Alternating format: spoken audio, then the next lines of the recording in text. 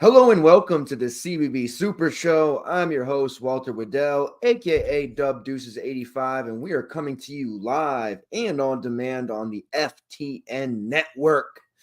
We're doing our thing here, grinding through collegiate sports from a DFS, PrizePicks, prop betting, and sports betting perspective. We're having fun while we're doing it. We're exactly 1 month into the season.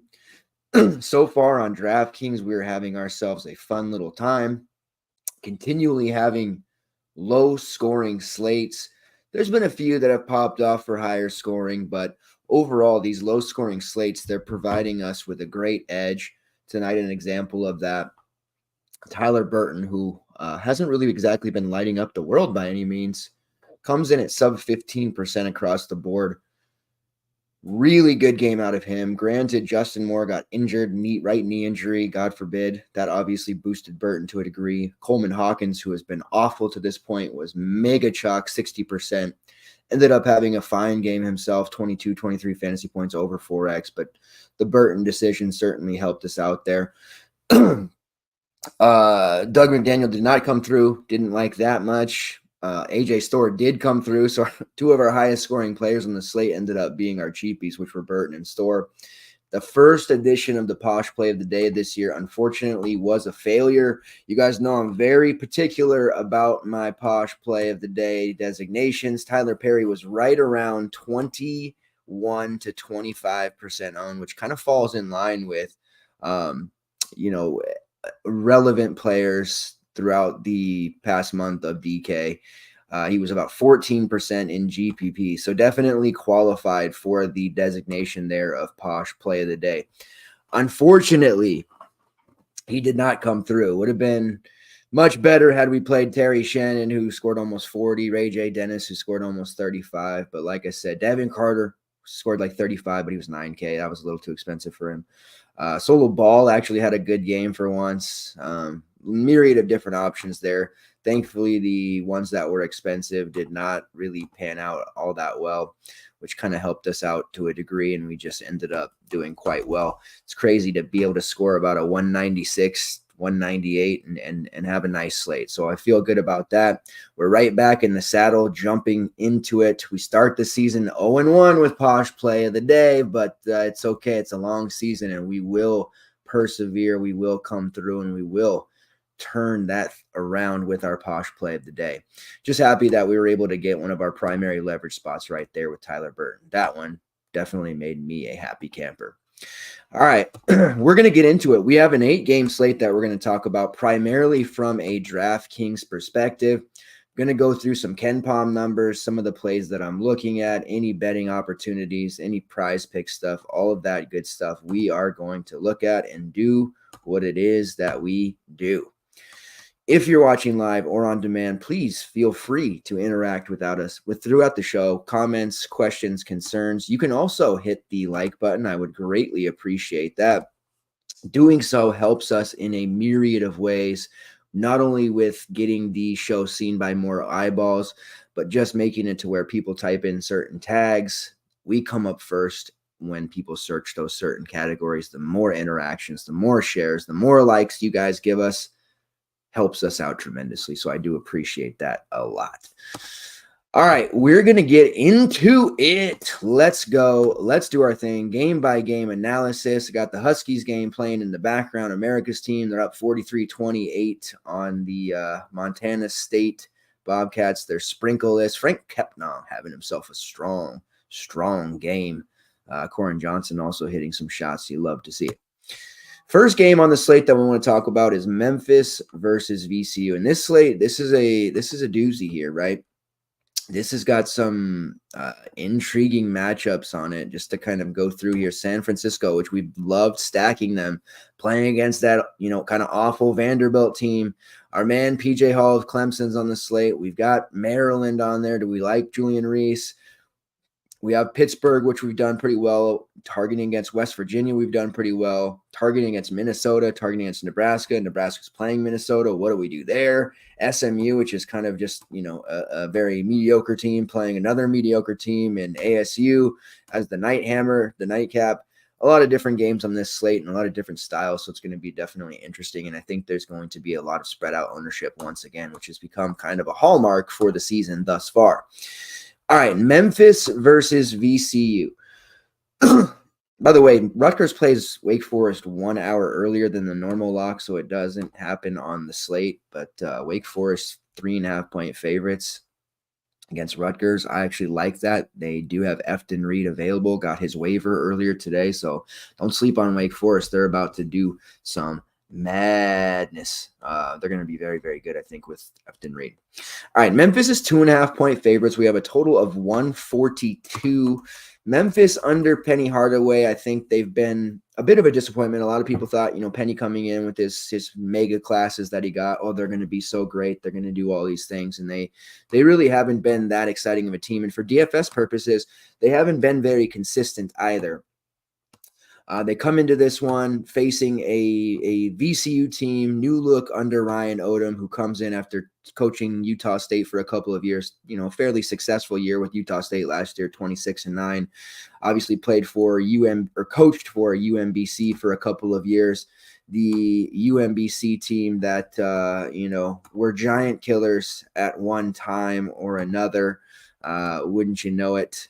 Odom is a very good coach. He's done a lot of great things for smaller programs, and you just absolutely love to see it. And obviously has the designation for all time as one of the first six, not the only, but one of the first 16 seeds to knock off a 1 seed, of course, beating Virginia by 20 and almost knocking off Kansas State too. That was a really fun tournament, a fun year.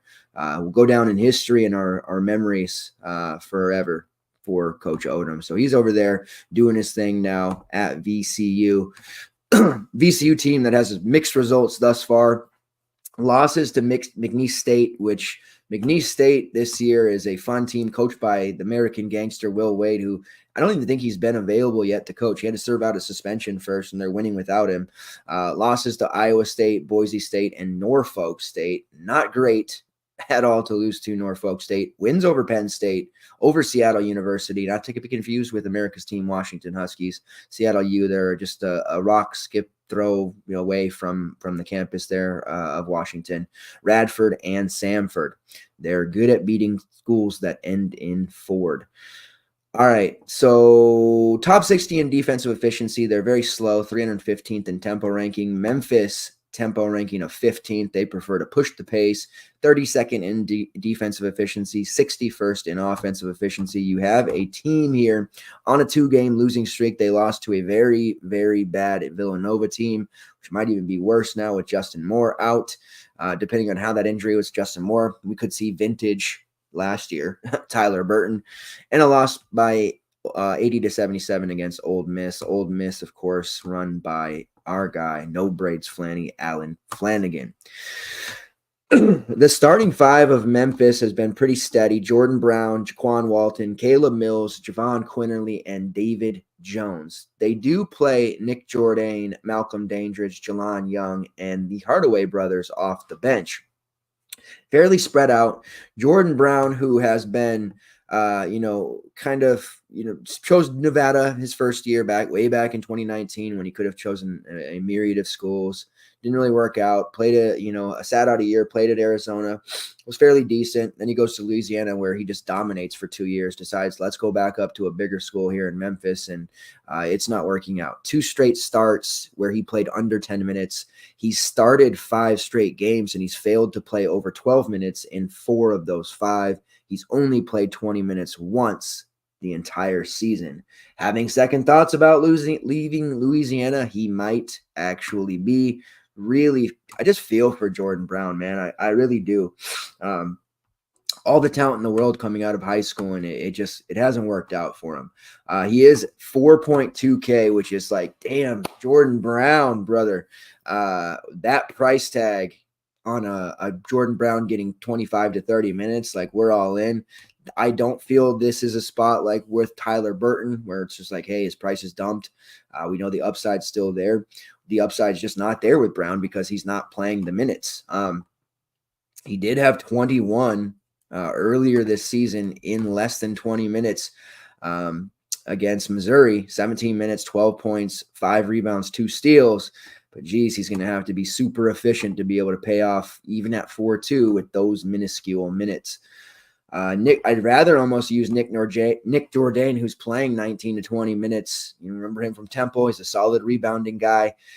Does, have an opportunity here to score 20 fantasy points at this 4-3 price tag, but just so much cannibalization of the minutes here at all these positions. And then you throw in Malcolm Dandridge, who historically over the course of his career is not known as a big-time fantasy asset.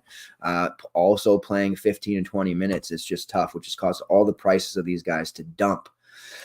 You even have Caleb Mills, who we loved using during his time at Houston. We loved using during his time at FSU. He's there at 4.9. His price has torpedoed into the ground. What is Penny Hardaway doing with this Memphis team? Now, Mills is playing big minutes. He played 29 against Ole Miss, 27 against Villanova, 27 against Michigan, and 22 against Arkansas. Memphis has played a really tough schedule. I will give them their props. They have played a tough schedule. Wins over Arkansas and Michigan and Missouri. Those wins may not end up being all that great at the end of the year, but there's so much parity already in the season that right now those wins are impressive for Memphis, and they do still have games against Texas A&M, Clemson, Virginia, and Vanderbilt coming up before they get into conference play. So they've stacked the deck here in the non-con. I will give Penny his props for that. But Caleb Mills at 4.9, is this a buy low opportunity? It is. We're playing it like the stock market with this strict, tight pricing that we're getting from DK. We have to look for these type of opportunities. We looked there today for Tyler Burton. It worked out. It very easily could have blown up in our face. I am looking at Caleb Mills as a potential main team play because at least I know he's going to be on the floor. Problem is he's not going to give us much in other categories. He's going to have to score to really get there. It's a different story, him at 6'6", like he was to start the season. God, he was 8K to start the season, actually. We're never playing him there on this team in this role, but at 4.9, I think we can. Problem is David Jones, Javon Quinterly, and Jaquan Walton seem to be the three-headed monster alpha group here. Walton started the season absolutely flames, 24-plus fantasy points in 3 straight games. Has sort of tailed off a little bit, but it's because his shot has not been falling. 2 for 8, 1 for 9, and 2 for 8 in 3 of his last 4, which has caused him to really torpedo as well. 5.2 is an intriguing price for him.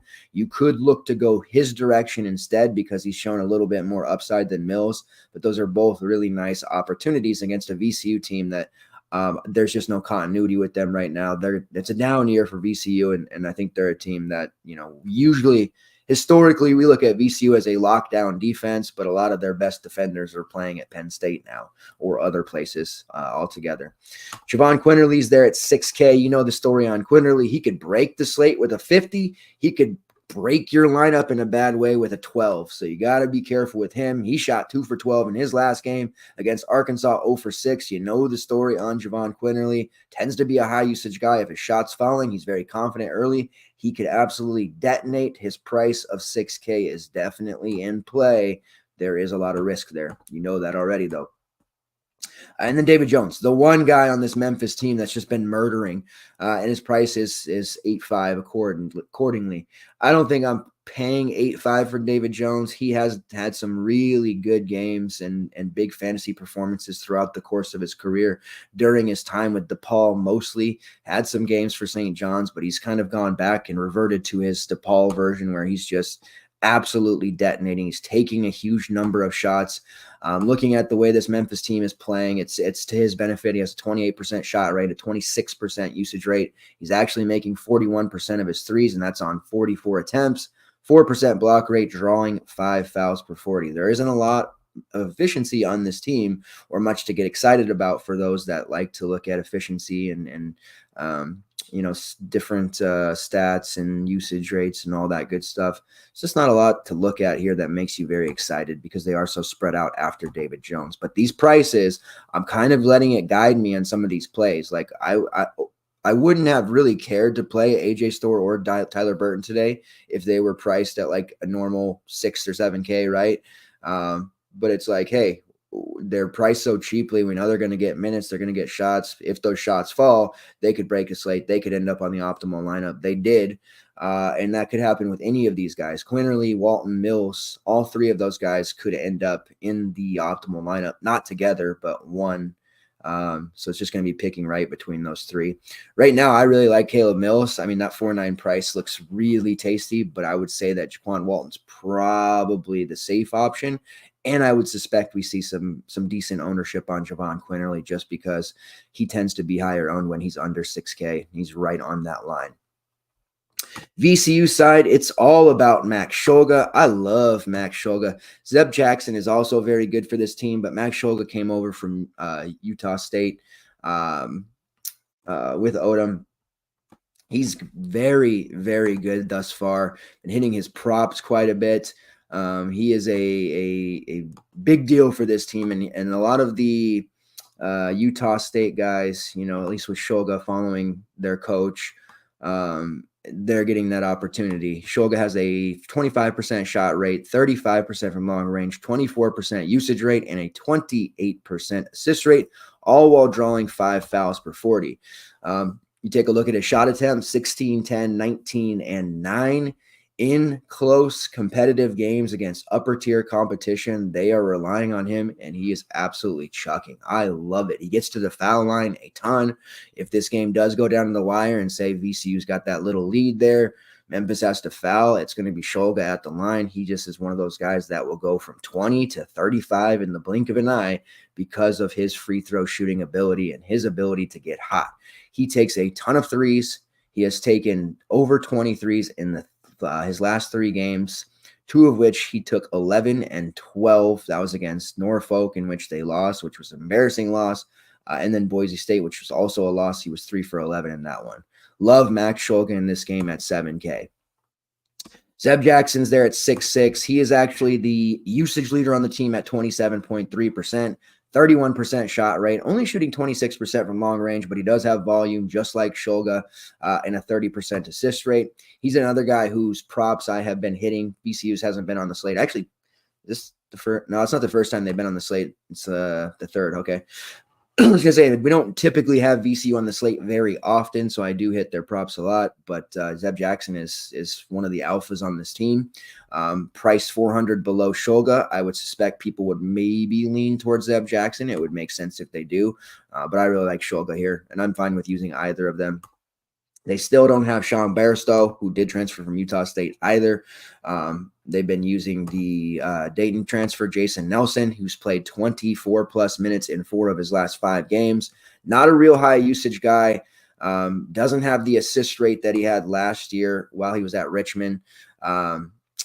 Just kind of regressed a little bit. One thing that has improved early is his 3-point shooting ability, but he's kind of been relegated to this bench piece that's coming out and just shooting, and he's not really contributing in anything else. He is 4K, which is a nice little value spot there for a guy in the rotation, but just know that he's really not going to offer you a ton of upside. Other starters in this lineup, at least in the Norfolk State game, besides Shulga and Zeb Jackson, Michael Bell, Kwani, and Christian Furman. Kwani, of course, transferred over from Cal. He was a value extraordinaire for us the last couple of years. Now, he started every single game for VCU, but much like Jordan Brown, he's not playing that many minutes. In fact, he's started all of the games so far, but has not eclipsed 20 minutes in any of them. The last 2, 7 and 13 minutes, and I'll just go down the line: 15, 8, 18, 19, 16, 14, and 13. not getting a lot of burn as a de facto starter. He is 3-4, somebody that maybe is desperate for value, wanting to stuff in the studs and scrub build. Maybe they see Kwani starting and they, just kind of maybe not paying attention, think I got a cheap starter here, let me roll with him. He is 3-4. He's very cheap, but you're just not going to get a whole lot from him. GPP wise, you want to, cycle through some of these guys hoping that you'll hit. Sure. But he's not getting minutes. Nelson is playing those minutes off the bench. Tobu Loau, who's a sophomore, he's been playing about 18 to 20 minutes off the bench. This is his second year, the English kid. And Alfonso Billups, who is in his second year, he's been playing roughly 18 to 20 minutes off the bench as well. So Kwani's just getting squeezed there. The other starters playing relatively high minutes. When you look at Michael Bell and Christian Furman, Bell has a 9.4% offensive rebounding rate, a block rate of 3%. He's a freshman playing a little bit bigger than he actually is. Furman has a 15% offensive rebounding rate, 8% block rate. These are guys who are doing a lot of the low post defense, getting those stats, block shots, rebounds. Furman is 6'2". That's a bit too high price for me because he's not going to shoot the basketball very often. A lot of his stuff's going to be off putbacks, and you're going to need him to, rack up the blocks and the rebounds really to pay off a price like 6'2". Doesn't make sense to use him when you have 6'6" and 7K respectively for Jackson and Shoga. Bell at 5'4" is technically usable because he's playing so many minutes. He is a guy who should be able to coast into 4X territory here on a return. Doesn't have the greatest rates, but is a very strong rebounder, contributes in most categories, does come with guard forward eligibility. So if you're having a hard time trying to find forwards as a last guy in, he's certainly, somebody who can be considered. All right, next game here, we got Penn State versus Maryland. We do have some news here with Jahmir Young being considered highly questionable, borderline game time decision, dealing with an ankle injury. Ankle injuries are always tricky. Now, this Maryland team has been a bit lackluster. They've got some tough losses in games that they probably should have won. They've let inferior teams hang around. But one thing that's been happening lately is Jahmir Young's been putting up some nice numbers. Now, I don't really like him at 8-1, especially against this Penn State team that does cause havoc and turnovers and,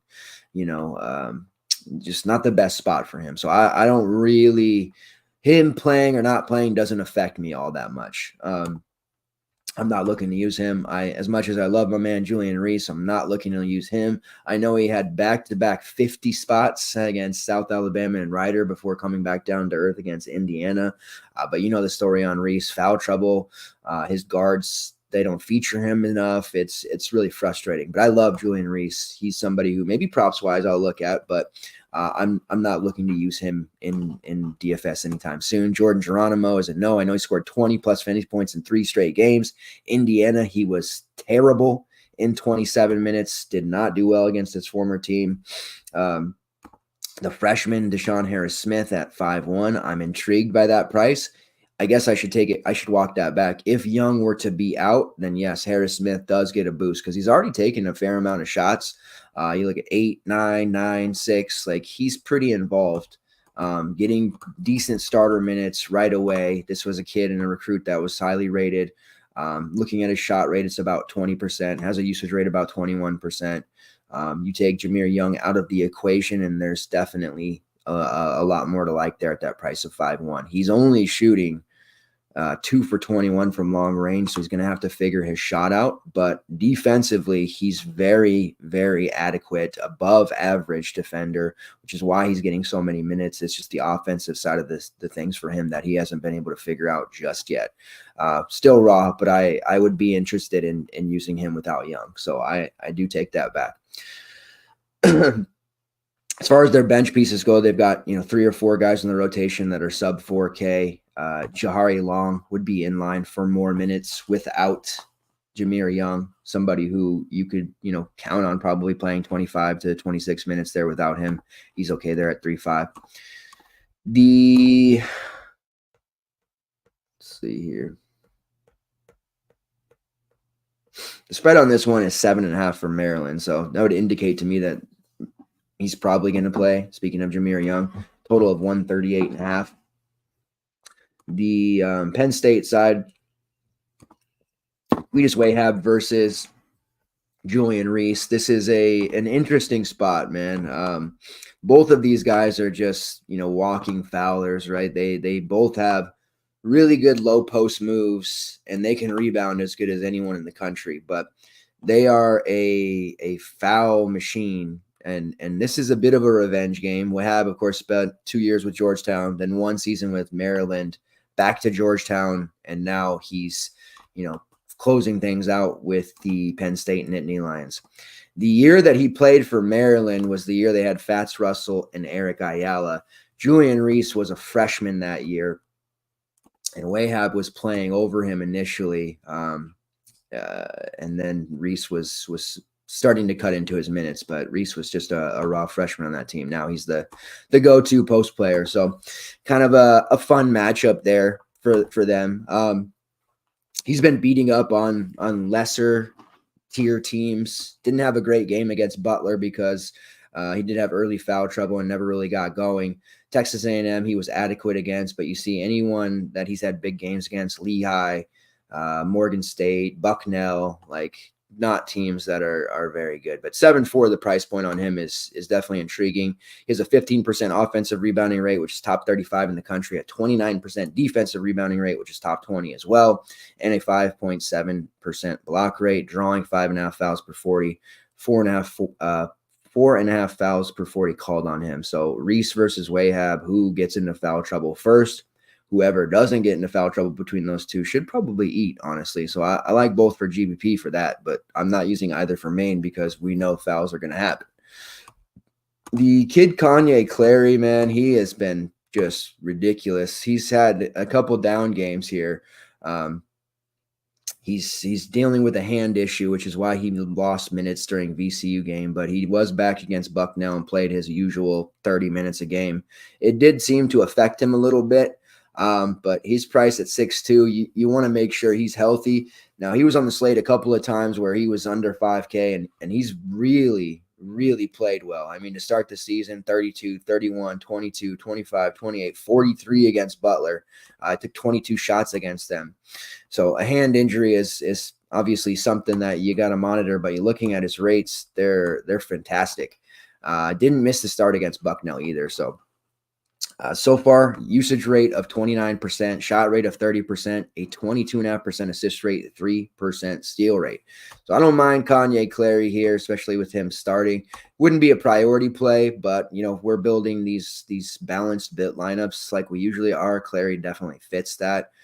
He has been one of the primary offensive options. Ace Baldwin, who we loved during his VCU tenure, he's not scoring as often for this Penn State team, but you look at his last two where Clary had to leave the VCU game. Baldwin went nutty against his former team, 27, 3-5, 44 fantasy points, 8 for 19. And then he followed it up in Bucknell, and Clary was still appeared to be ailing, 17 real points, 5 of 10 shooting for 30 fantasy points. But the games before that where Clary was going off, Baldwin's really, scoring 11 to 12 points, still getting his steals, still getting his assists, still getting some rebounds, but he wasn't doing the scoring. And you really need, at this 7-3 price, his scoring to come through as well to pay off. So I don't have the faith in Baldwin that maybe others do. I also don't usually touch his props because he gets a lot of his stuff from steals. And what happens, they'll give you like a 19.5 PRA, and then he'll get, 18 PRA, but he'll have 7 steals. And I just don't touch his props anymore for that reason. Another kind of GPP-esque type play here for me. Zach Hicks was on fire from 3-point land against Bucknell. He is a adequate option at 5'8". Looking at his rates, he's shooting 31% from long range, 20% shot rate. Zach Hicks came over from Temple after a couple of seasons there, has usually shot about 37% from long range during the course of his career. Really reliant on that. 5'8", he's just okay. Nick Kieran is more of a defensive stopper. He also racks up steals similar to Ace Baldwin, playing a nice 20 to 25 minute role at 4-2. The amount of value available on this slate is plentiful. It's a lot more than we've been seeing, but there is a lot of riskier value. So keep that in mind. There's going to be some really bad lineups out there, and you look at the pay-ups which we'll get into more. PJ Hall, who we love. Our guy Mogbo for San Fran, who's been crushing. Dawson Garcia, who made me look like an idiot the other day when I said we can't play him. He drops a slate breaker. Jesse Edwards, Frankie Collins. Like, there's some definitive pay-ups here, and we're going to see people take chances on this kind of ugly value to fit those guys, and it can absolutely backfire. It worked on the Edie slate yesterday because he went off and everybody else in the mid-range didn't, so there's merit to doing it again. Puff Johnson's there at 4-1, playing a similar role to Kern in that he's a defensive guy, comes with guard forward eligibility, playing about 20-25 minutes per game. He hasn't quite worked out. It's just been an okay role player, which is why his price is so low. All right, next game we have Texas versus Marquette. Shaka getting a shot at his former team here. Texas has been holding down the fort quite well without Dylan Dessou. You know, they lost that UConn game, but they've been beating up everybody else. Their schedule in the non-con has been fairly weak. Kind of the opposite of Memphis. Aside from Connecticut, they've only played Louisville, who they need, and on neutral court, which they won by 1. Wyoming, which they took care of business, and Texas State. They beat Rice earlier, Delaware State, and Incarnate Word. So this is one of the toughest games for them. They do have a game coming up, not this Saturday, but the following against LSU, and then they'll kick into their conference schedule. So a very weak non-con for Texas. Coach Rodney Terry, the Big 12 is stacked, and wins in that conference count for a lot in the committee's eyes. This game against Marquette, Ken Pom has it 78-70 in favor of Marquette. Marquette's coming off a game in which they were blanked by Wisconsin. 2 games before that, they lost to Purdue, but they own wins over Kansas, UCLA, and Illinois, which is an impressive start for Shaka Smart. This is one that I think Texas is probably in trouble in coming back. You know, Marquette's getting blanked like that by Wisconsin. I suspect we'll see them come out a lot better.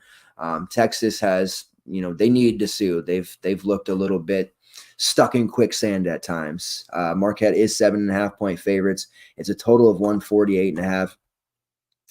The Texas squad here, man, like Dessou, we need you. We need you. Get over this foot injury, my man. We need you. Dylan Dessou. Washer and dryer machine, Dylan Dessou. I would love for him to play at 7-3. It'll take time. Like, I won't be able to just jump into using him right away, but man, I'm obviously all about that kid.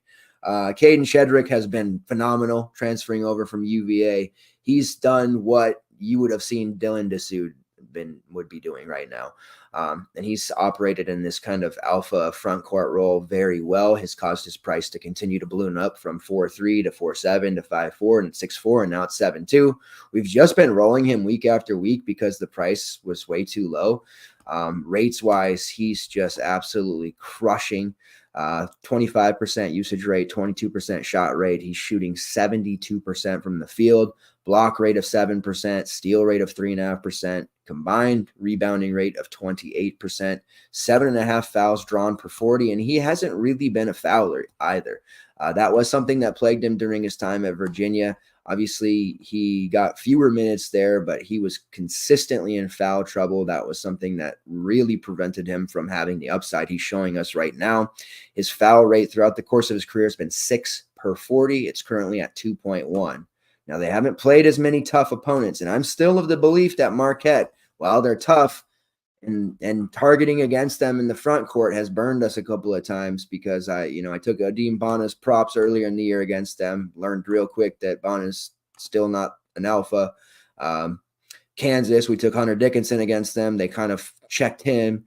Edie did well because he's Edie, right? But, you're going to look at the numbers and see like Marquette's tough against front court players, but I don't think they are. I don't believe they are. And we saw in the game against Wisconsin, they looked all out of sorts. They were never in that game. Stephen Crow had 16 and 8. It just kind of lends credence to the fact that this team is ultimately going to struggle against big court, front court bigs. So I do think there's merit to using Caden Shedrick. It is a bit of a higher price at 7.2. We're starting to get into territory where I'm not auto-locking him in. I am feeling a bit uncomfortable with that price point, but I'm still looking at him definitely. And he's in the player pool, no doubt, especially with those rates. Max Asmus, a couple of big games recently, has caused his price to skyrocket back to 8.4. Don't love him there. I think he's always fine. He's always a great GPP look because he does have that capability to break the slate, but the Marquette perimeter defense is what worries me a little bit more. Dylan Mitchell's there at 7.8. If you're going to use a Texas front court player, I think it would be wise to just take the discount with Shedrick, at least getting that 600. But Mitchell's been really good too. Mitchell and Shedrick have done a fantastic job holding things down while Dylan Dessou gets healthy. Now, I don't know the true extent of how good they're going to be because they haven't played any real good opponents. Now, against UConn, he was fantastic, 21-8, put up 40 fantasy points. So Mitchell is definitely going to be trending towards that. Like, he'll probably declare for the draft after this year if this continues. And I'm starting to wonder now when Dessou does come back, like, what's this rotation going to look like? What's their starting five going to look like? They probably can't run three Dessou, Shedrick, and Mitchell on the floor together. So somebody's going to be left out, and I am starting to get a little worried about that. However, that is a nice thing for Texas because they can afford to take their time with Dessou and bring him back along slowly. But the maturation and the rise of Dylan Mitchell has caused him to be priced pretty high at almost 8K. Brock Cunningham's there at 6.3. Not interested at that price. No, thank you. The only other guys to really consider, Tyrese Hunter, who at 5.6 is playing all the guard minutes he can handle. It's the same situation we were in with him last year. Now his price started out at over 6K this year because he did have a nice, 3 straight games, over 20 fantasy points. But we're right back to last year with Hunter in that he's playing 30 to 35 minutes, but he might give you 15. He may give you 20. He may give you 30. That 5.6 price is worth speculating on, but you need to know that we're just basically repeating history here with Hunter. He's probably never going to be considered a lock, but it's a buy low spot for him nonetheless. And this might just be the price he is. It looks like a buy low spot, but this may end up just being his price. Ithiel Horton, who suffered an injury earlier in the year, which caused him to fall out of the starting lineup. He had a very strong start to the season, granted to lower tier opponents. After suffering the injury against Rice, he's just kind of not looked great. So I'm a little bit concerned there about him at 5.4 right now. I'm not touching him until I see a game where he looks like he did earlier in the year. And it's still super early in the season. Zirik Enyama is not in play either. You're not using Kendall Weaver, although there'll be a time and a place for him in the future. So right now, the big decision is if we're taking if we believe in this DVP that I think is going to develop, this is kind of like a future-esque DVP. We don't necessarily have the numbers, the stats to back this up. I just think that Marquette's front court is going to be a beatable unit. So if you believe in that and you want to use a Texas front court player, I think you take Shedrick over Mitchell in the GPPs, Shedrick in the main lineup, and then you move on, unless you're going to take Tyrese Hunter. But I think Texas is okay if you end up fading them. Marquette, Tyler Kolek, there's massive upside at 7.4. He is a probable 9K player when he's not got a million ailments, nicks, dings, cuts, scrapes, bruises. Like, he's just a tough player, tough kid. I don't have a lot of interest in him, but you have to admit 7.4 is an interesting price. He is somebody who could definitely break the slate. We know that. He put up 42 against Purdue, only 24 against Wisconsin.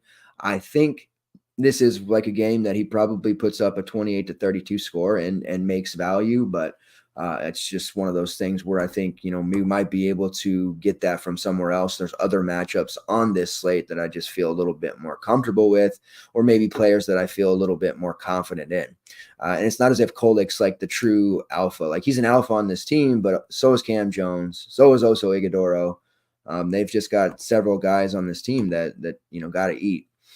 Oso Ighodaro has struggled kind of speaking into the last couple of games. Now, the Southern game was a blowout, so he only played the 17 minutes, but Wisconsin was telling. That's how I expect Marquette games to go with when Oso Ighodaro and Marquette faces a capable big man in the paint. Stephen Krause knows Shaquille O'Neal, but he's good enough to give them problems, and he did. I don't mind him at 7.1. I think Shedrick and Mitchell push him around to no end, so he's not somebody I would use. The first player on Marquette that I would really be like, yeah, this price is Cam Jones at 6'1". To start the season, he was 6'9", 7'2", 7'2". Like, he was real good and playable there. I liked him against Illinois to start the season there, the first time Marquette was on the slate. His price has steadily declined since. He's had some down games. He is reliant on his scoring ability, but if anybody can fill it up in a hurry and absolutely chuck it, it's Cam Jones there. And that price at 6'1" is awfully advantageous if you ask me. Looking at it, he has the highest usage rate on the team at 24.4%, the highest shot rate on the team at 28.7%, and he's knocking down 42% from long range. The only person making a better percentage is Tyler Kolek at 46%, but he has taken half the attempts that Cam Jones has. Again, Jones is not going to give us many other stats. He does have a high steal rate.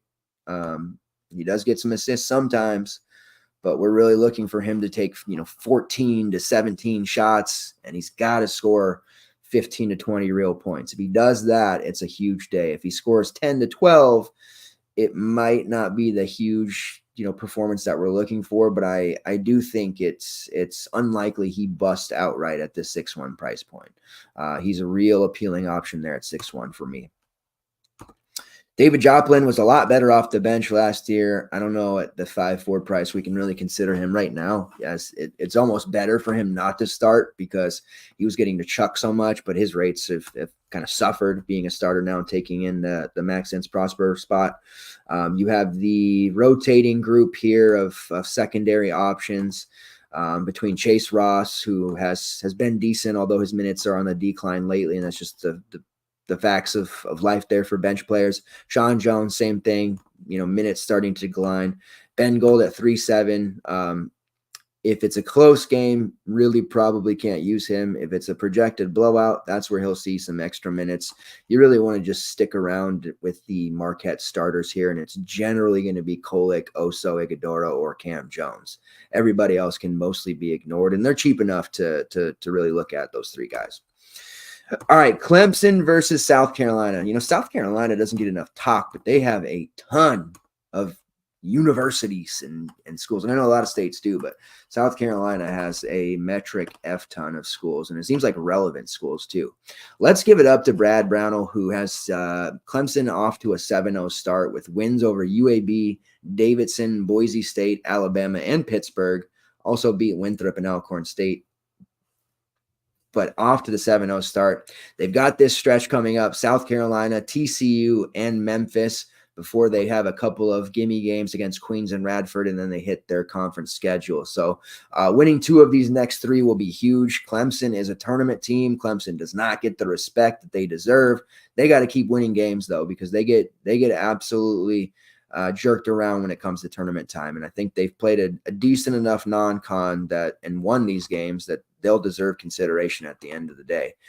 South Carolina is a tough enough opponent too, where this should be relatively close. Ken Palm has a 72-66 in favor of Clemson. They are 8.5-point favorites, 139.5 total. I'd buy that. I think that they could certainly win by double digits here. They obviously go as PJ Hall goes. His price, look at our guy. He's all grown up. Mrs. Foley's baby boy. Up to 10-1. That's tough. Like Tristan Newton today got to 10-1, and it was like, I don't feel about PJ Hall. I feel still great about him, but I don't know that I'll be getting him. I didn't, for full disclosure, I haven't rostered PJ Hall. I didn't roster him against Alabama. He put up 45. I didn't roster him against Pittsburgh. He put up 50.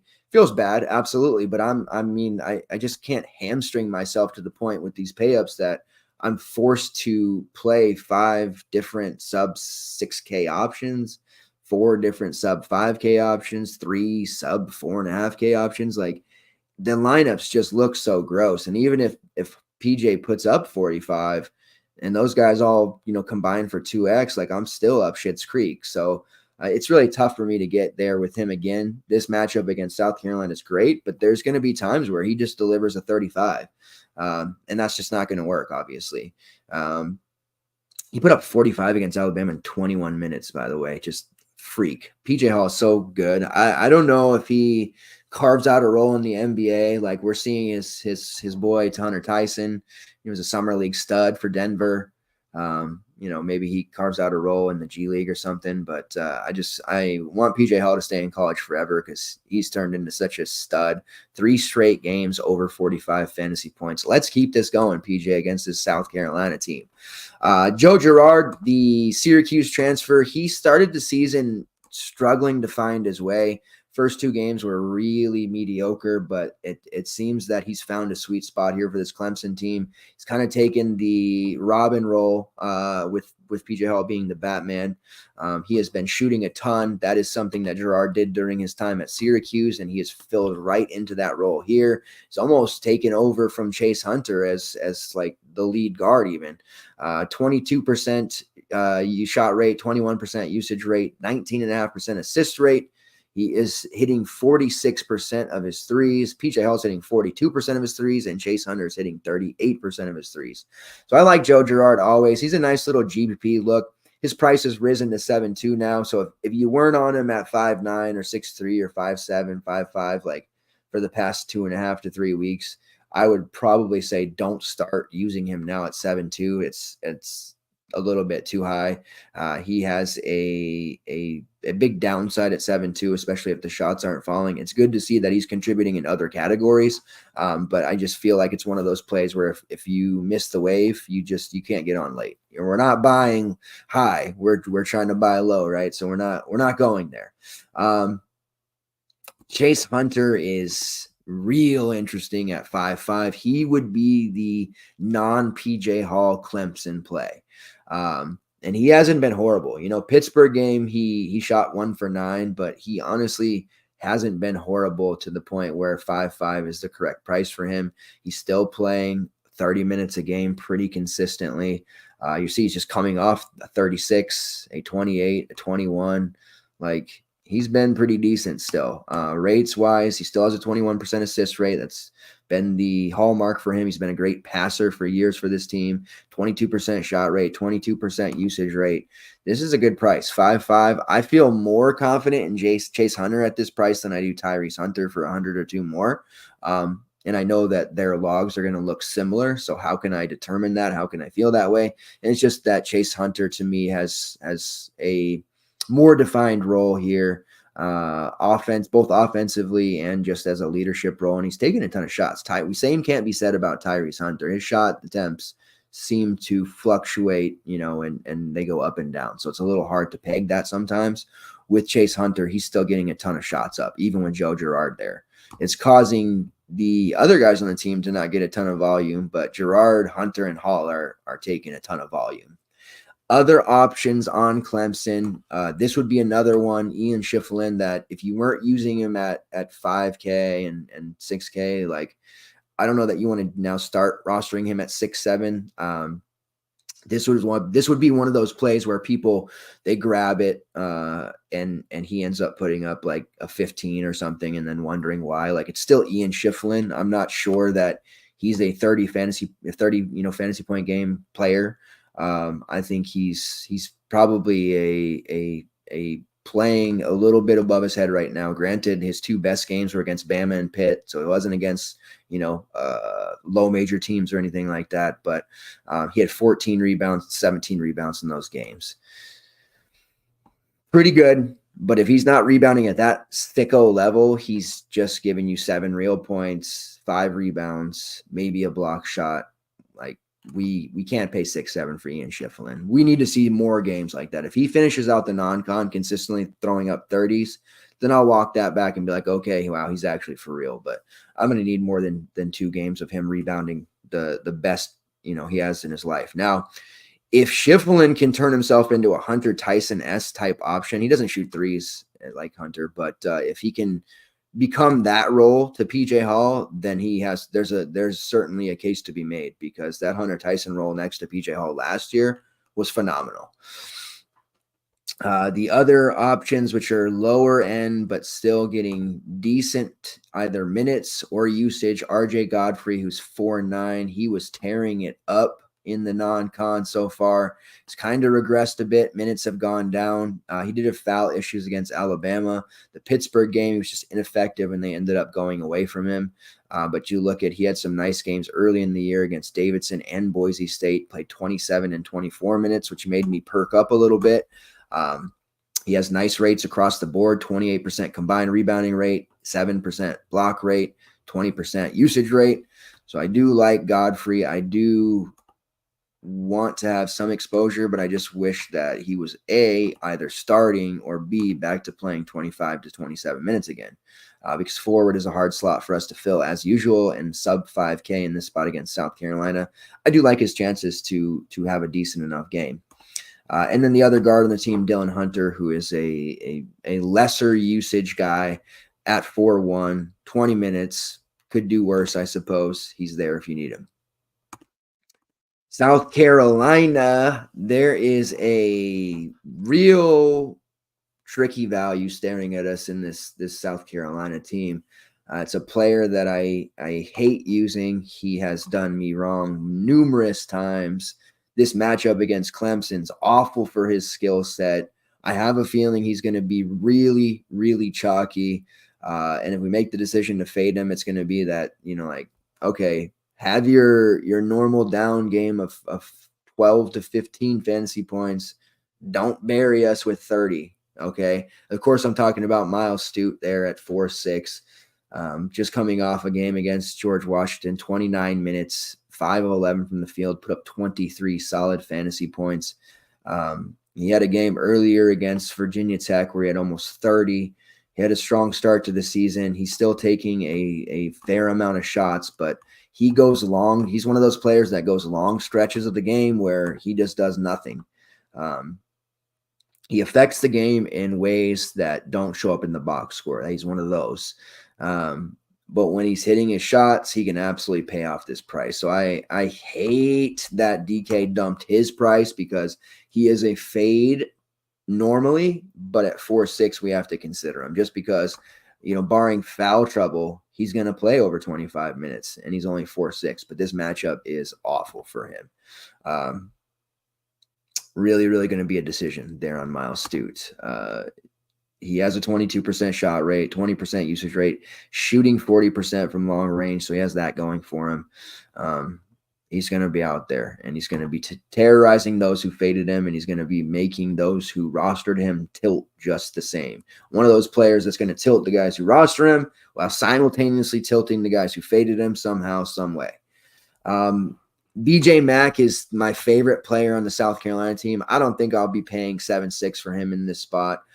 His minutes, because of fouls and just the way the rotation runs, he doesn't normally see 30-plus minutes. And when we get into the 7-8K range, we're really playing for fire if we're taking these guys who are going to have to be super efficient. And Mack has. The last 3 games, he's played 26, 27, and 24 minutes, and he's been hyper efficient, 58% from the field, 40% from the field, and 54% from the field.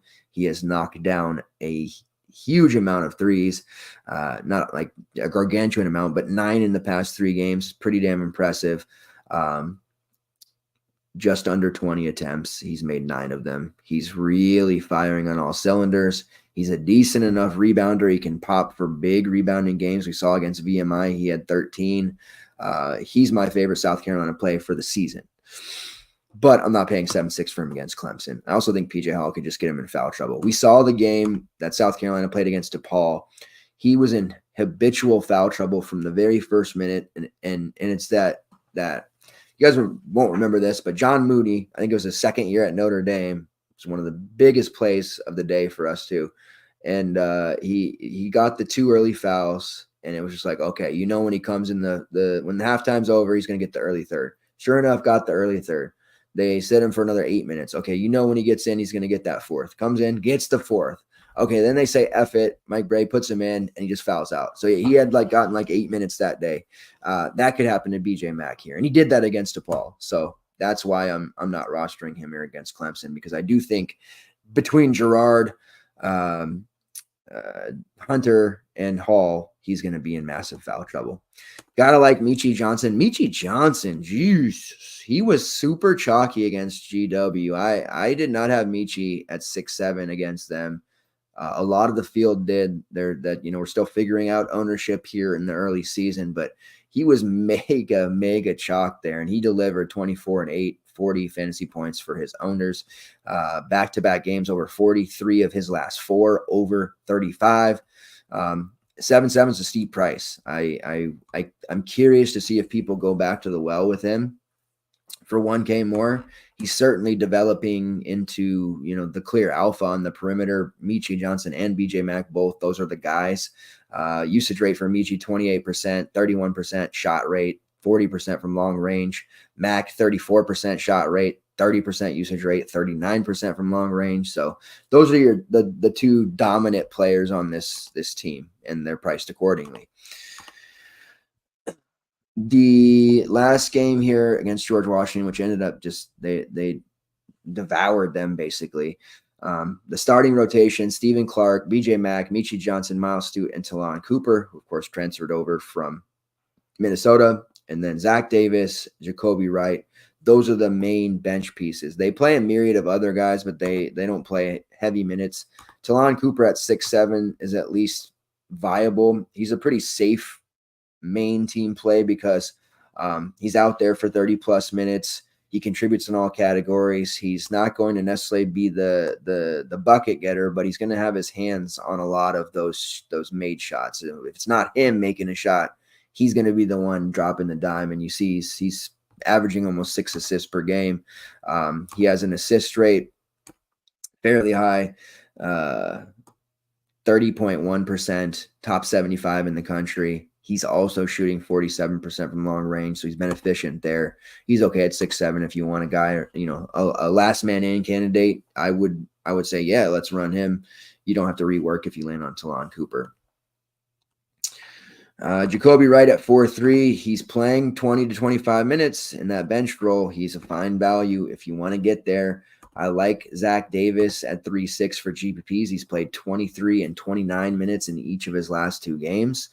Only 3-6. I do think those additional minutes continue for him. He is not a scorer. He's going to have to get steals and assists and rebounds, but at 3-6, playing 25 minutes, he's in play.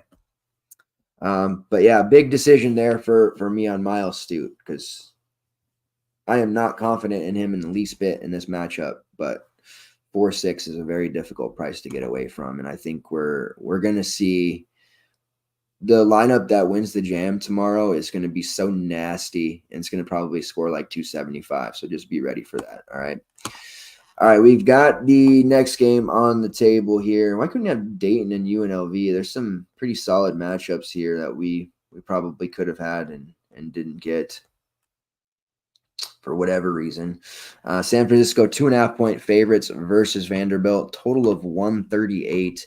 I'm just so over Vanderbilt, man. Like the way that Stackhouse has run his rotations since coming there, he's already been there since 2020, if you can believe that. Last year they were 22 and 15. I don't know how they got that mark. I just despise this team for DFS purposes. They've done me in far too many times under Stackhouse. Tyron Lawrence was a play that had been absolutely ripping and running for us. Having Ezra Mannion back, it didn't matter that game against BC. Like, I know a lot of people were like, oh, should have faded Tyron because Mannion was back. It's like, well, no, he's going to be playing with him all year long. That doesn't matter. They just got their doors blown off. He was ineffective, and he just sat. I mean, he sat. And you see in the game after that, granted against a much lower tier opponent than Boston College and Alabama A&M, he went right back to smashing again. But at 7-5, he's an easy fade at this point. San Francisco Dons are a legitimate, mid major team. The WCC is going to have a down year, but I'm so far off of Tyron Lawrence. I don't care if he was super chalk. I'm not in it. And just to kind of further prove the point of like, yeah, Ezra Mannion was there. He only had 19 against Boston College. So it wasn't as if he came in and dropped a 40 piece and it was like, well, that's why Tyron busted. It's just Vanderbilt isn't very good. Mannion at 7-1 is technically in play because of his safe floor, but I think we can do better. Van Allen Lubin, he's a walking foul machine against upper tier competition. Generally works his way through it, but he's one of those guys who picks up too early. Has played pretty decent since getting eligible and making his debut back on November 23rd. 3 out of his last 4, he's been over 18 fantasy points. 2 of those 4 over 30. Big time star. I think he's going to be really good for this team, as good as one can be for Vanderbilt. But my interest in him, it's waning at 6'9". Don't have a lot of love for any of the other Vanderbilt guys. The SFO San Francisco side, we've been stacking them up with confidence.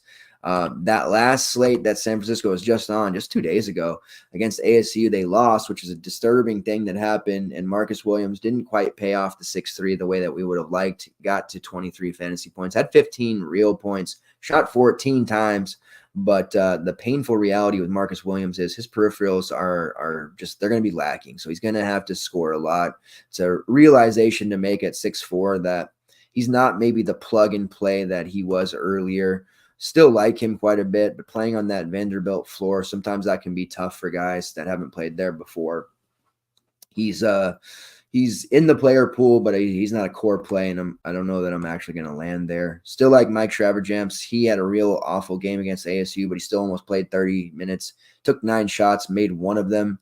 So that was a problem, obviously. His peripherals are better than Marcus Williams, so the price at 5.8 it's got to be considered. And I still think you could see him kind of be in that 25 to 28 fantasy point range, which at 5.8 we would certainly take it. Everybody else on the team, we'll get to the main star, is pretty lackluster. Ryan Beasley, who had been very good off the bench the 3 prior games, ended up playing 7 minutes against ASU, fell off. So you really only want to use one of Travajamps, Williams, or the 9.4 assassin Jonathan Magbo. Everybody else on this team is just a flat-out role player. Nuedo Newberry, he's playing mid-20s minutes, but he's hardly hitting 15 fantasy points with any consistency. Isaiah Hawthorne, Kunin, Todorovic, there's just nothing to look at here. It's a 3-man team as far as we're concerned for DFS purposes. Do we want to pay 9.4K for Jonathan Magbo? I think it's in consideration, most definitely. He has been a one-man wrecking crew, 47 against ASU, 47 against Minnesota, and 50 in their game against Purdue Fort Wayne. He has been just absolutely mashing. He has a 24% usage rate, 23% shot rate, which neither of those are highest on the team. That belongs to Marcus Williams, who has a 30% shot rate. But he's super efficient, top 20 in both true shooting and effective field goal percentage, the 10th best offensive rebounding rate in the country, the 21st best defensive rebounding rate in the country, 3.5% block rate, 3.5% steals rate, drawing 5 fouls per 40, shooting 72% from the field, and 72% from the free throw line. So we've got a guy here in Magbo that's he's absolutely eating. And he's eating against teams with size, but it doesn't matter. He's just so skilled. So it's a really high price, especially when you consider he was just 8-1 a week ago. He's really good. And I think you may want to consider riding the hot hand with him. Of all the pay ups to use, if you can't get the haul and it's a decision between Jesse Edwards going up against a physical Pittsburgh squad or Dawson Garcia, who, let's face it, I don't know that we can ever trust Dawson Garcia. Like I said, he made me look foolish because he put up almost 60 against Ohio State. But do we really think that's going to continue? Look at the games before that and what he's done, especially against, Nebraska. Say what you will about them. They've been decent enough defensively to hold guys from absolutely, detonating against them.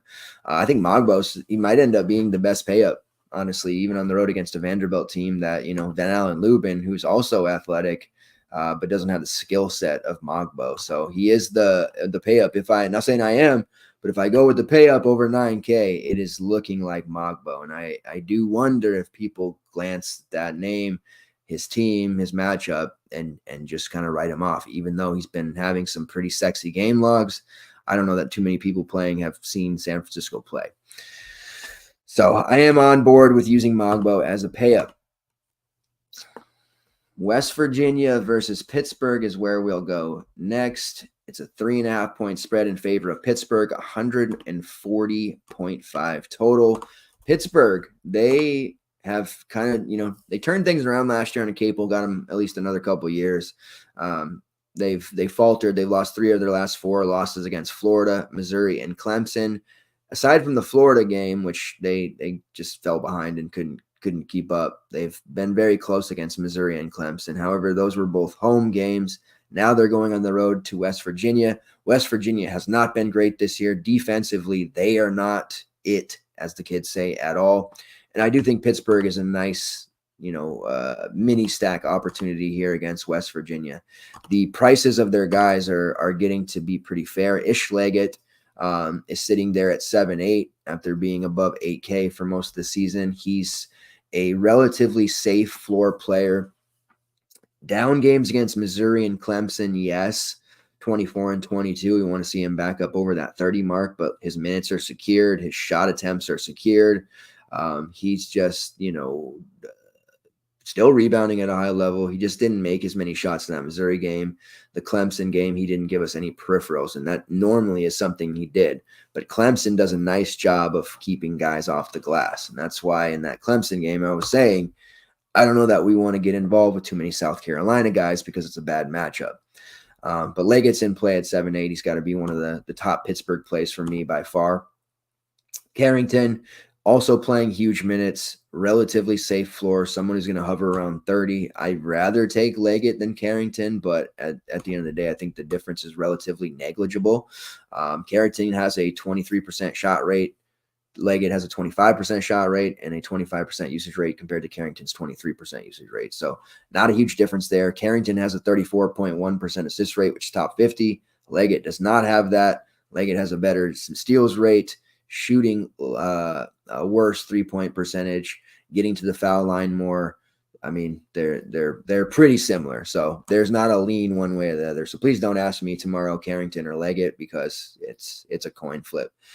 Blake Hinson, 7.7K, probably prices me out. He's been good in those upper tier competition games. Foul's not really the ticket with him. He jacks a lot of threes.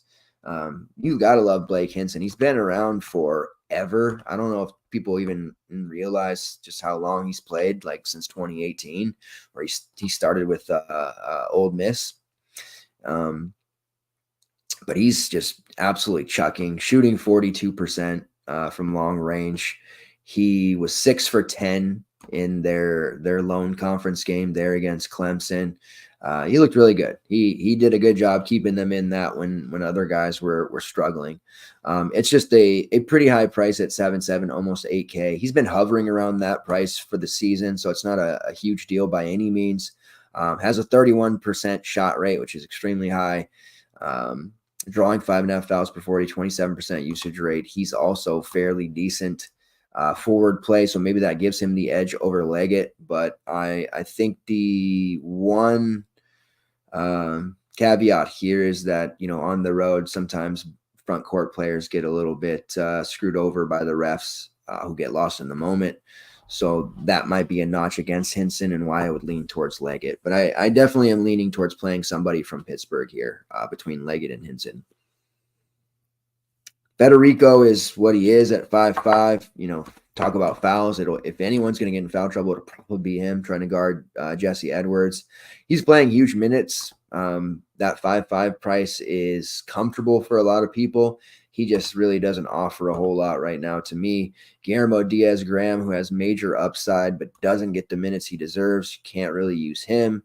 The high point transfer, Zach Austin, is okay at 6'8". He's had some pretty big games, 36 against Oregon State, but he's very lackluster as well. I think the decision just comes down to Ish or Blake Hinson for you. West Virginia, it's bad news bears for West Virginia.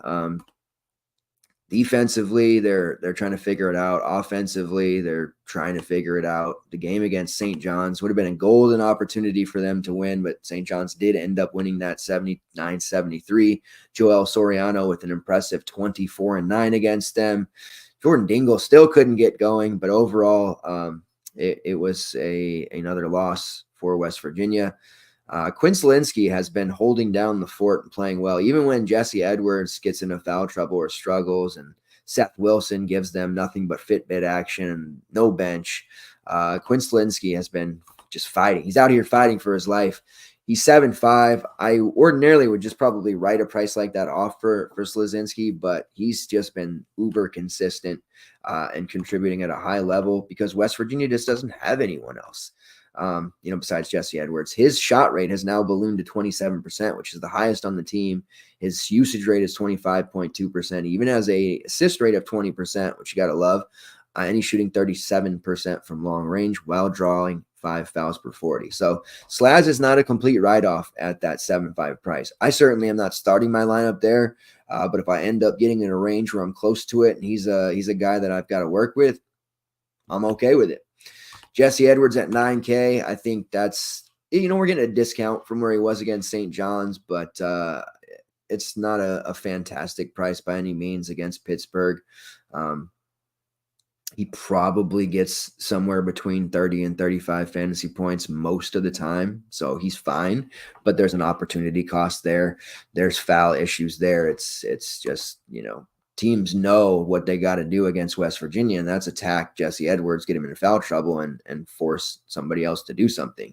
While Ray Battle continues to release videos on Twitter about how he's been wronged, the team needs somebody to step up here and do something. They need anything from these bench, and waiting for Krisa to get off his suspension. Kobe Johnson, he's 5'7". I suspect we'll see Kobe Johnson ownership. I think that's a spot where people will talk themselves into because he's playing the entire game. He has been, over 20 fantasy points majority of the games this year. His rates, they're not great, but they are definitely adequate. 21% shot rate, 19% usage rate, only 23% from long range, but he is taking them, and a 20.3% assist rate. So I don't know that I'm there with Kobe. I think that there's several options we've already talked about in that range that I'd be more comfortable with. Chase Hunter at 5'5", for example. Tyrese Hunter, maybe. Maybe I'm just partial to the name Hunter, but I don't have any trust in Kobe Johnson, and I certainly don't when he's chalk. We were using Ofri Nava as a value piece for a while, but his price is 5.6 now. He didn't start last game, but he had 21 against St. John's in 29 minutes, which has caused his price to balloon. But at 5.6, I'm just not interested. You have Seth Wilson playing a lot of empty minutes there at 4.2. I know it kind of became a joke in the Discord about Seth Wilson, but I'm still probably not using him even as a starter. He did take, I will give it to him. He took 11 shots. He was 0 for 11. So that's, got to figure if he hits 4 of those, maybe he gets close to paying off 4-2, but he's just a very low end option for me there. Very minimal interest. And Josiah Harris at 5.2, same thing, very minimal interest until his price goes below 5, but he's playing big minutes because again, West Virginia has nobody else. They need Kerr Krisa, and they could really use Ray Battle, definitely. All right, we got 2 games left here. Nebraska versus Minnesota. 2 teams we would normally look to target against, at least Minnesota. Nebraska, I've started to back off on. They did get drubbed here in that Creighton game, but they've been doing pretty well in holding their own and making games rugged enough that there's not a lot of fantasy goodness coming out of them very often. Nebraska is a 3-point favorite. The total is 147. Starting on the Nebraska side, coming off the just beat down at the hands of Creighton, 89-60. Baylor Shireman just absolutely dominated. Ryan Kalkbrenner absolutely dominated. They did a fairly decent job on Trey Alexander, honestly, but I think that was less about the job they did on him and more about Baylor Shireman and Ryan Kalkbrenner just doing what they wanted. The starters remain for Nebraska: Bryce Williams, Rink Mast, Kasai Tamanega, Josiah Alec, and Jamarcus Lawrence. Lawrence is more of a facilitating defensive player, not going to give you a lot of actual DFS stats, but he will be on the floor for a lot. We've established that Josiah Alec he's really, a non-con hero, and he's not even that anymore after a big first game. He's been very, very quiet. Kasai Tabanega is going to be chucking threes with reckless abandon and just shots in general. Rink Mast has been pretty good for them. He was stifled against Ryan Kalkbrenner, but he's been a force. And then Bryce Williams, who was absolutely awful against Creighton as well. He's generally going to be a high usage scoring type for them. And I typically like him. And then they bring our guy, Juwan Gary, off the bench, who had one of his worst games, but he's playing 25 to 26-ish minutes off the bench pretty consistently since he got, back available and on the 15th. That's just his role. It's a little bit scary to look at him. I think 7K, we're probably jumping off. Now, we had been using him even off the bench. The first couple of games he played, he had 28, 34, 28. Creighton was the first game, and I did have exposure at 6'4", where I was like, okay, the buck stops here. He's not a starter. He's not going to play 30 minutes. It's really getting reckless to continue using him.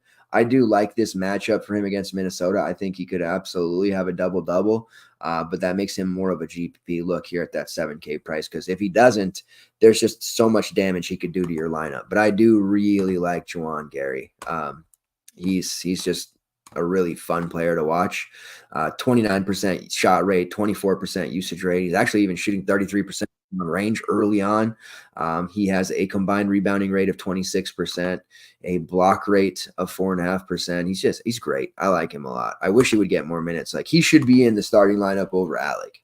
It probably will happen sooner rather than later. At least I hope. But right now, until he starts, it's tough to pay a 7K price for him. Rink Mast has the all everything for Nebraska. His price of 8K is a little more reasonable. He started out of, pushing and knocking on the door of 9K. I do think he can muscle all around this Minnesota team as well, similar to Juwan. 8K is a lot of salary to dedicate, but he's a great GPP look because I don't think anybody's going to use him. And if you're looking at him, he's taking huge number of shots. He's rebounding at a high level. He's scoring. He's just been a very, very big option for this team and a great get from the portal. 25% shot rate and usage rate, a combined rebounding rate of 35%, assist rate of 20%. So you've got that unicorn passing big men. We love those. And Nebraska, they had one of the best last year in Derek Walker. So, their offense really does well when they're able to have a player like Rink Mast. And I like him quite a bit. And then Bryce Williams. 6'3" is a great price for Bryce Williams. I think he may end up being a main team play for me at this stage. He at Charlotte was a big time usage guy. You saw his price to start the season. All these transfers, DK, they priced them like their roles in their old schools. And you saw he was over 8K, and that's the type of player he was for Charlotte. He's had very few games where he would warrant that price, but at 6'3", we can take that 25. We can take that 30, even if he were to put up 20, we can live with that. I think he's probably a safe bet for 25 to 30 fantasy points in this matchup at 6'3".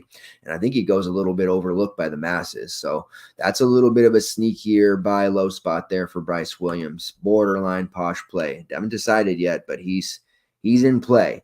And it has to do with the fact that if people are going to Nebraska, they're going to go to Kasai Tabanega at 5'3", who I suspect will be mega chalk on this slate as well. High shot rate, high usage rate. He's just obviously jacking up shots as he usually does. He has a 29% shot rate already, shooting 39% from long range. He was priced way, way above 6K to start, and he's had some, ups and downs. Going to be really reliant on his shooting ability, but he's been getting it done. 4 of his last 5, he has made value at this price. Expect to see a lot of Kasai Tabanega. And if you're somebody who wants to match ownership, you'll probably have to look to roster him as well. The Nebraska mini stack, folks. Who would have thought? It's in play. Minnesota, Dawson Garcia or to Dawson Garcia or not. It's a not for me at 9.3. I know he's great against Ohio State because he had to be. I don't think we see an explosion game from him here. I think Nebraska has the chops to force him off the glass. I don't think he has a big rebounding game. He'll still score a lot of points because he's really all they got, but I think 9-3 is just a massive overpay. I won't be going there. As far as the rest of Minnesota, some of these prices, the guys, this dynamic pricing is starting to give us some interesting looks. Like Elijah Hawkins, no. But at 5'9", Cam Christie's playing, 25 to 30 minutes. He's got some intrigue there, I think. Pharrell Payne, who is at 5'7", has up until this point not been getting enough minutes to matter. He showed a lot of upside last year, but he played 31 against Ohio State. And I wonder if they're going to start giving him more minutes again, because he is definitely one of their more talented players, and rightfully so. Deserves more playing time because of that. Rates wise, he's over 24% shot rate, over 22% usage, has a combined rebounding rate of 25%, a top 80 block rate, draws 5 fouls per 40. Last year, when they had all the injuries and guys out, Pharrell Payne had a pretty hot February where he started 2, 3, 4 games and he was putting up 20 plus at 4K. He's somebody that I like a lot as an athlete and a basketball player. And I think, like I said, he deserves more playing time. Maybe a GPP look here in case the minutes are up, but you can't use them in your cash games yet or main team, because I don't know that continues. But clearly, looking at 2 of his last 3 games against better opponents, he deserves more minutes. And then you have Mike Mitchell at 4.8. I think that's a livable value play. I expected him to be a lot better earlier, coming over from Pepperdine, where there were talks about him being a potential, first-round draft pick.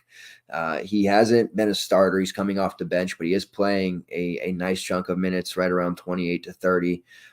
He does have a shot rate over 20%. He's making 35% of his threes, and he's got volume, 43s off the bench.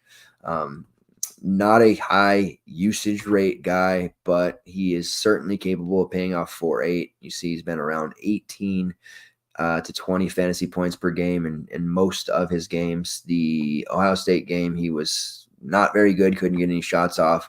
But for the most part, he's been putting up decent enough scores. 21 against San Francisco, 23 against Pine Bluff. He's been solid. So another guy that's a speculative value at sub 5K. All right, then we got the last game here, the night slate, or the night hammer, the late game hammer, SMU versus ASU. They could have given us DePaul and Texas A&M, but I guess this has come to the point where they're just tired of using DePaul, and we get Arizona State instead. Arizona State -3. I'd like to bet the SMU side there. I do not believe in ASU whatsoever. I know they just beat a pretty good San Francisco team, though, so I get it. Ken Palm has a 77 in favor of Arizona State. They have won 3 straight games since their blowout loss to BYU, with a win in there against Vanderbilt. So let's see if they can keep it going. Jose Perez is locked into a starting role and playing a ton of minutes. Still a lot of ability left there. Say what you will about Jose Perez, but the kid can play. Frankie Collins, Jemiah Neal, Alonzo Gaffney, and they did start Bryant Celebang. That was their starting group in their last game. Celebang's actually started the last 3. And you'll remember at Tulsa, he was a big-time fantasy asset. He hasn't been yet here for ASU just yet, but starting 3 straight games is at least intriguing.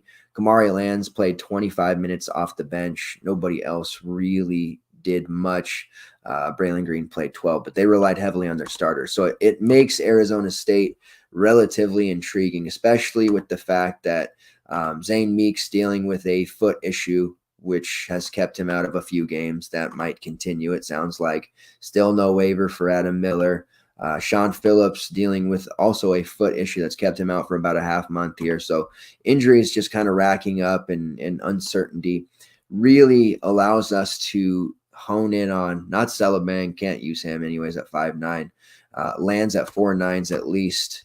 Interesting because of his role of 25 to 30 minutes off the bench, but maybe a little priced out. Jemiah Neal at 6'5". I think he's probably priced out, even though he had a big game against San Francisco. I really just want to keep my focus on one of two guys. Frankie Collins, who at 8'7", let's be honest, that's way too much for Frankie Collins. I know he put up a 44, a 36, a 37. He's been solid, but damn, 9K for Frankie Collins, that seems a little excessive for me. Instead, I'm going right to Jose Perez, and I'm looking at that price of 6'8", and I think that's very achievable. It is the highest price of the year for him, but he is a real nice look there. He's locked into a huge role. He's taken a ton of shots. He has freedom. Say what you will about Bobby Hurley. I don't think he's a very good coach at all, but he allows his players to rat ball it up and create, and they have that freedom to do so. Capable of putting up a 50 is Jose Perez. Will he? Probably not, but he has that capability. His overall rates, 20.1 usage rate, 17.8 shot rate.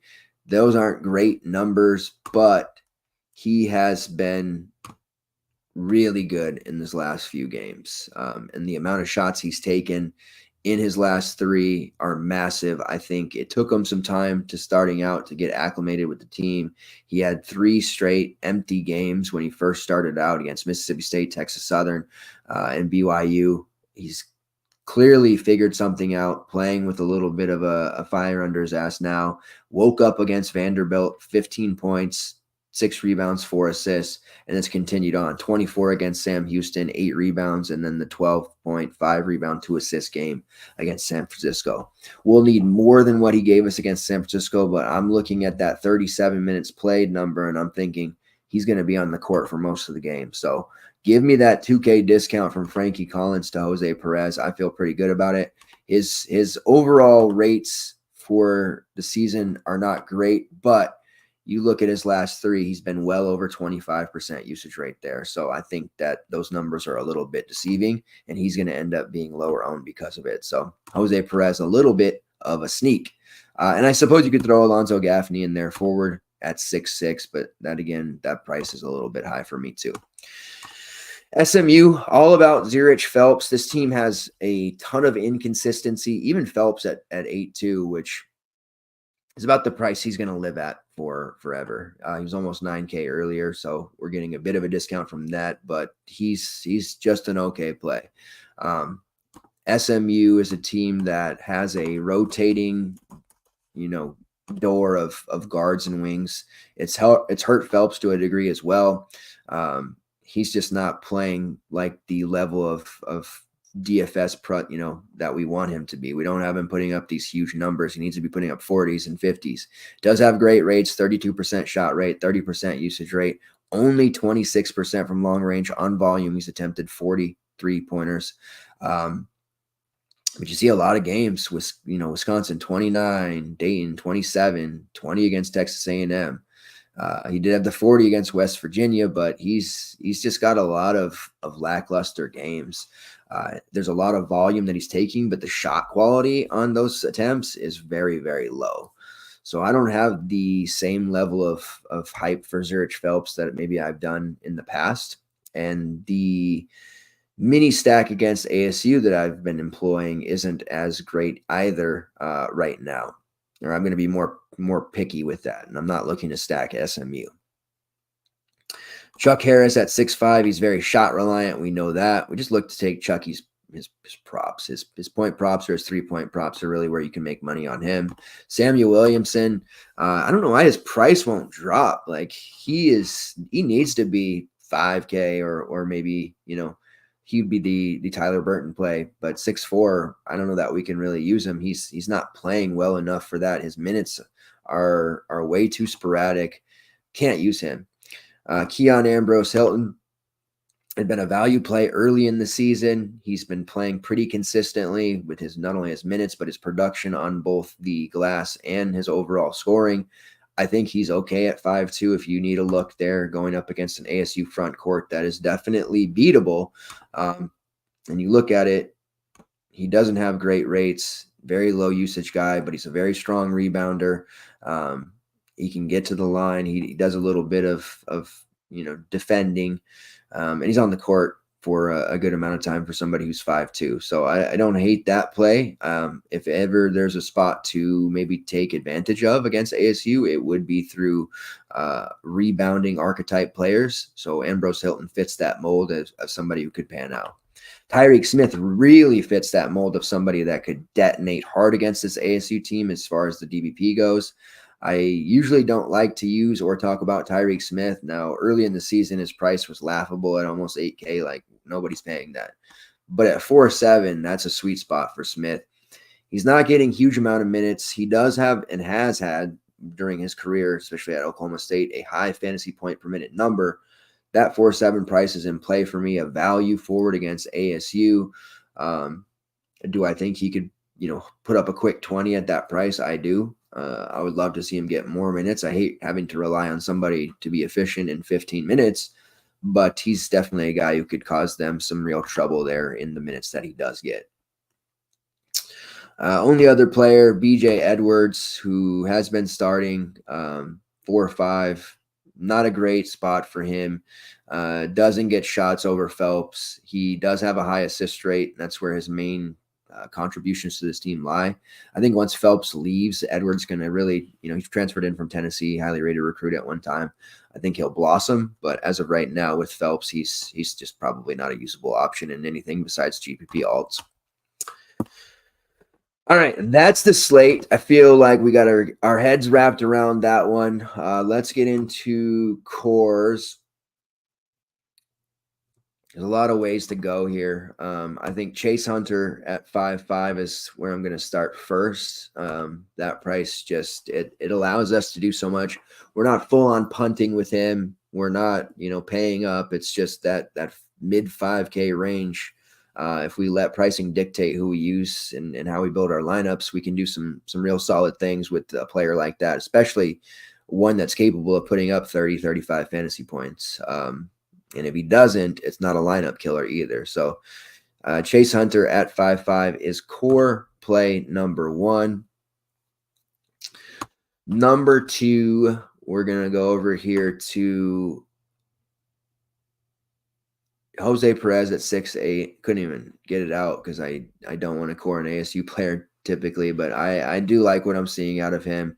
Again, his rates they look worse than they actually are, which I hope throws people off. But at 6.8, we're getting just a massive discount from Frankie Collins for them to likely score a similar total and possibly even outscoring Collins outright, certainly from a value return, but just total raw fantasy points as well. So he's core play number two.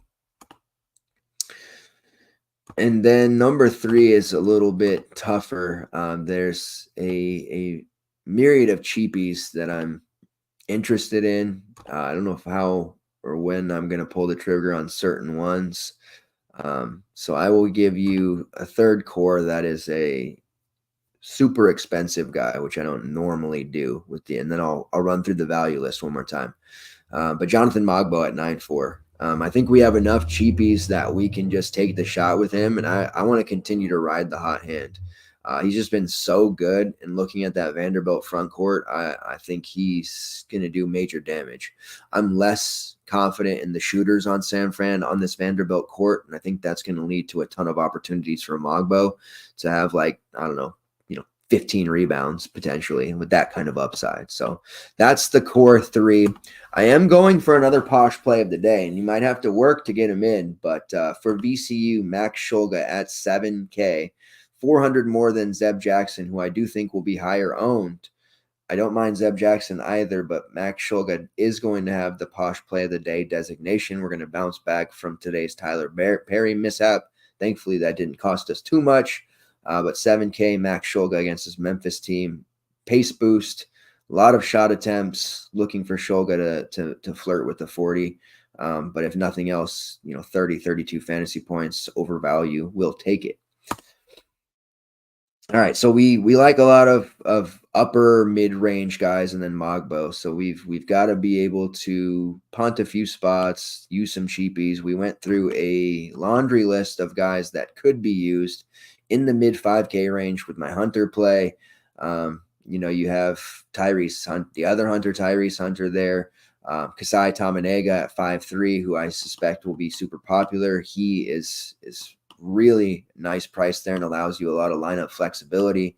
Ambrose Hilton, Jaquan Walton for Memphis. In fact, Memphis has obviously 3 different plays we talked about at the beginning of the show with Caleb Mills, Jaquan Walton, and Nick Jourdain. So you've got all these sub 5-5 plays that you can potentially use for them that are just fine, depending on the Jameer Young news.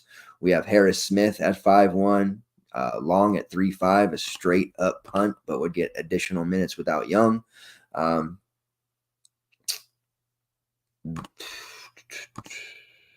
So there's a good amount. I think that should do us fairly well. And Mike Mitchell for Minnesota at 4.8. So I'm liking the values. I don't think any of them are a slam dunk, but we should be able to fit in these guys that we like so much with Mogbo. I typically don't like to core someone that expensive because it is so restrictive, and I'm more of a mid-range balanced Betty type, but he's just been so good. So let's real quick. Let's look at what we got here.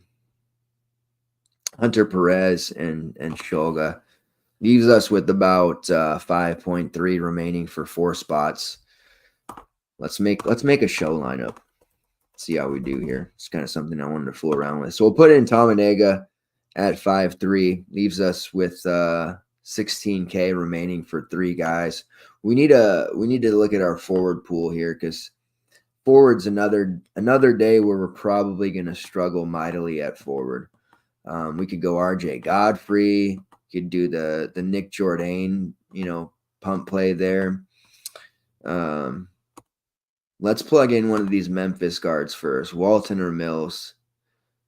Let's go with Mills just for the sake of getting some salary. That leaves us with 11.1K. Let's see what we can do here at forward. We don't want to play Jordan Brown, by the way, no matter how tempting that might seem.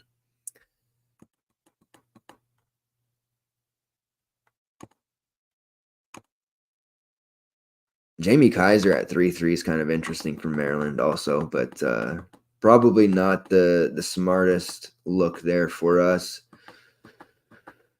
Man, forward is barren again. So I'm going to put Ambrose Hilton in, which gives us 5.9 for a last forward,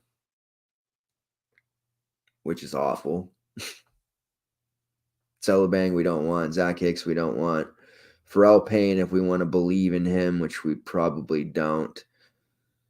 Man, that's ugly. We might have to rebuild a little bit there because that is very ugly. Let's punt. Let's put in Nick Jourdain at 4.3. Let's do 2 Memphis punts. That gives us 6.8. That's a little more comfortable. All right, this is going to be the official show lineup right here. Oh, that range is kind of not great either. This is hard.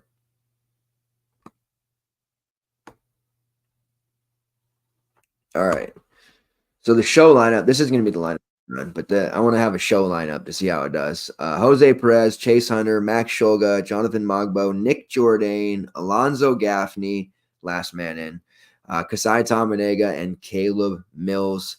We'll see. We'll keep track and see how that does and run it in GPP or something. But that'll show you where my head is at. And we'll have an article out for tomorrow as well for the slate breakdown, which will be a top players type piece.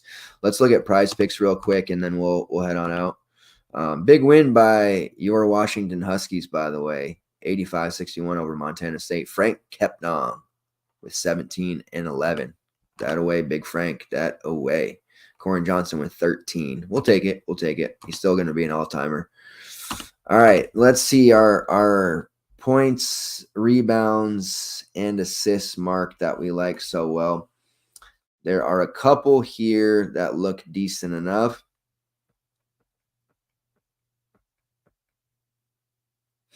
Houston playing Rice. Jamal Shed, right, they'll probably blow them out, so it's tough, but Jamal Shed is going to probably flirt with a triple-double, so his PRA is 23. As much as I like Rice and my man Max Felder, they can't defend anyone, so I think Shed is like a 13, 7, and 8 type stat line.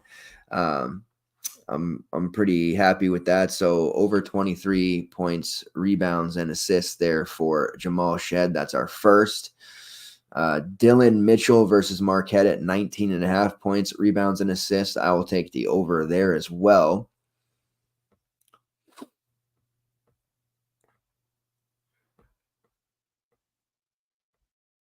All right, let's switch gears to points, see what they give us Perez and company at. All right, so Frankie Collins, 12.5 points against SMU, over. Jose Perez, 14.5 points against SMU, will also be taking the over there. Kasai Tamanega, over 13.5 points against Minnesota. I think he's just going to be chucking against those guys with reckless abandon. Let's take a peek at a rebounding number here. Props on Max Shoga are quite high. 25.5 PRA, 16.5 points. So posh play of the day that's going to hit today. Let me tell you what. Caden Shedrick rebounds 6.5 over. Dawson Garcia under 8.5 rebounds versus Nebraska, taking it under there. And Samuel Williamson under 5.5 rebounds versus ASU. He's just not very good right now at all.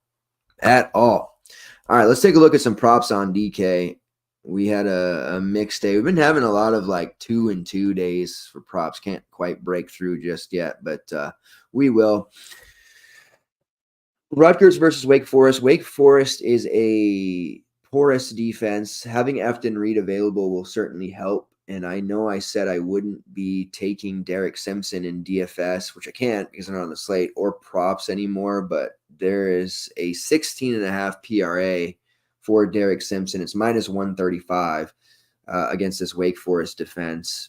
I don't know how he doesn't hit that. I know it's been a struggle getting any consistency from him, but that PRA is very tasty. So I will be hitting that one. That's a favorite of mine right away. I can tell you that.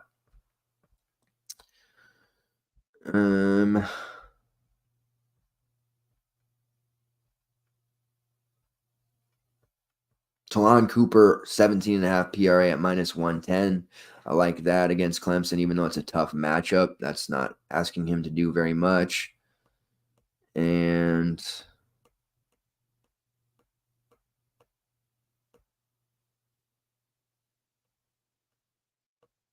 let's see here. Let's see. DePaul. Sai Tamanega, over 17.5 PRA. That's basically a taking his point total, expecting him to score 20. That's plus 100. So I am going to take that as well. I think he can get 2 rebounds and an assist or 2 and then score 15 real. So over 17.5 PRA for Kasai Tamanega at plus 100. We'll take that all day long. All right. I think we have this slate fleshed out. I appreciate everybody who has tuned in. Make sure you drop those comments, likes, and shares. Take a couple days off here. We'll be active in the Discord as always. And then back Friday night, it will be a CBB version of the show, taking a break from college football this week. We just have the Army-Navy game, which is a showdown. Don't need a show for that. We'll be doing an article, of course. It'll be a little bit different because I'm still going live on Saturday morning as well. And rather than talk about the slate all Friday night and then come back and talk about it again on Saturday morning, I'm going to do a DFS full breakdown of the slate Friday night. And then Saturday is going to be other games and slates and prop focus and a question and answer Q&A type thing where you guys can ask anything for college basketball related stuff there Saturday morning. So just so you know how that's going to look. That'll do it. Appreciate everybody. We'll see you on Friday night. Keep grinding out those green screens and let's win lots of money. Keep the Discord active. Make sure You check that in before each wave of game locks. You do not want to miss a late scratch. It is devastating. See y'all later.